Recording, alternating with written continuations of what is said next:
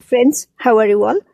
I'm Nupur. Welcome everybody to my YouTube channel, Nature at the Very Core of Science. Today, I'm going to continue reading the story, The Best Fight, and we will be covering chapter 5 today. In our last chapter, that means chapter 4, we have seen that Jamie has been tricked by Jason and Jamie couldn't read, so he just didn't know what was written on the envelope or the card given by Jason, and he accepted that, and then he knew that he was in a trick. There was something which was written very bad about him, but he didn't know, and he, because he couldn't read, so he just acted very stupidly. So all the boys were laughing, and Jamie tried to protest by fighting back Jason. So he was called in Mr. Wilson, the principal's office. Let's see what happened. A few minutes later, Mr. Wilson came in, dumped some papers on his desk and pulled a chair up close to Jamie's. I'm not going to ask you why you have been getting into one fight after another lately. Instead, I'm going to tell you your story, the way I see it. He spoke slowly, choosing his words. You have carried a burden, Jamie, ever since you started school, because you have had to work so hard at your reading. The only times you feel really fine and carefree are the times when you can forget all about reading. But it gets harder to forget as you get older, doesn't it? You are beginning to wonder what sort of person you will grow up to be. And the thought that you might never be able to read well is really scary. He paused and looked right at Jamie. How am I doing? Have I got it right so far? There was a long waiting silence.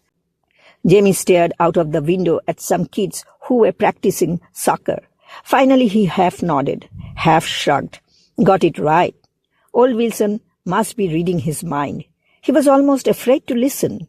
What would that careful voice pull out of his mind next?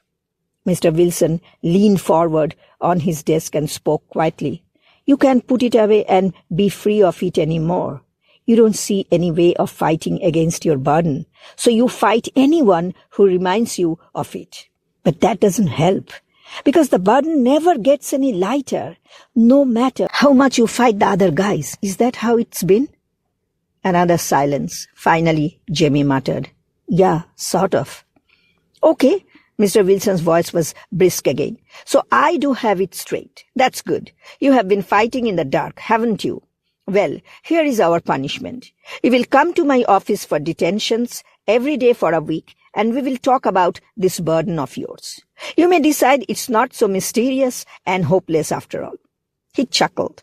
You can tell the guys I'm lecturing you about fighting. You are a brave fighter, Jamie, and I respect that. I will try to help you fight that burden instead of beating up the other guys. He stood up. I will see you tomorrow. Jamie got as far as the door. Mr. Wilson, do you have to tell my mom and dad? Yes, Jamie, I do. But I will ask them to let us work this out together. Now you would better go back to class. Be here tomorrow.